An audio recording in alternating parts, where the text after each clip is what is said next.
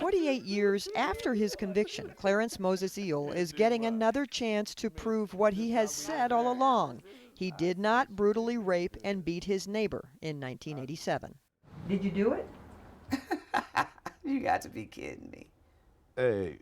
No. No, I didn't do it. And they know that. 3 days before Christmas last year, surrounded by his wife Stephanie and his attorneys, he took his first breath of freedom.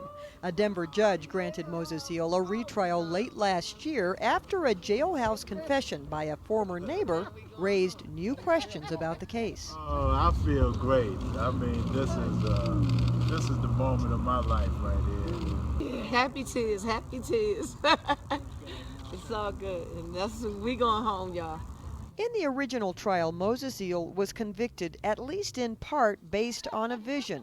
The victim testified she saw him attacking her while she was in a coma. Though he spent most of his time behind bars trying to clear his name, the turning point in his case was this handwritten letter which he received 4 years ago, written by one of 3 men who was drinking with the victim that night. We shouldn't have had to go through that, all because of somebody speculating. No, a dream. Yeah.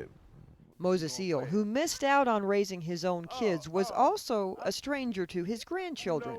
While he was locked up, he never wanted them to visit. I didn't want them to experience that. Who is your granddad? My granddad is a jailbird. My granddaddy was in jail. Who's gonna make the next play? Now he's making up for lost time. Y'all playing tag or we playing touch? In return, they're bringing him up to virtual speed on things like cell phones. How long did it take you to learn that? About a month, a year? No, a day. The sobering fact is, Moses Eel is out on $50,000 bond with a 10 p.m. curfew and ankle bracelet.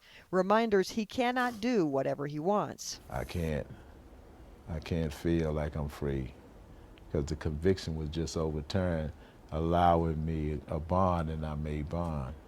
Moses Eel's 2-month stay in the outside world may be short-lived. Prosecutors are expected to decide next week whether they have enough evidence to convict him a second time.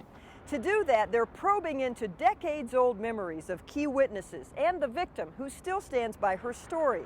They've also looked into that smoking gun confession, which got Moses Eel out of jail in the first place.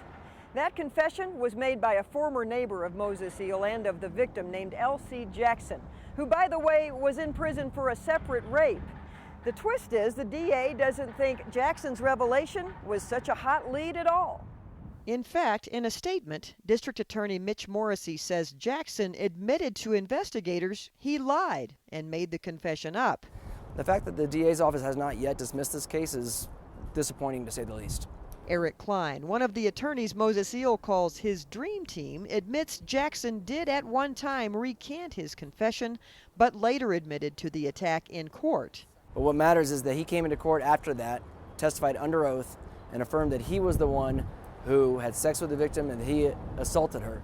Klein says a confession combined with witness identification from a coma state is enough to keep Clarence Moses Eel home. Carol McKinley, Al Jazeera, Commerce City, Colorado.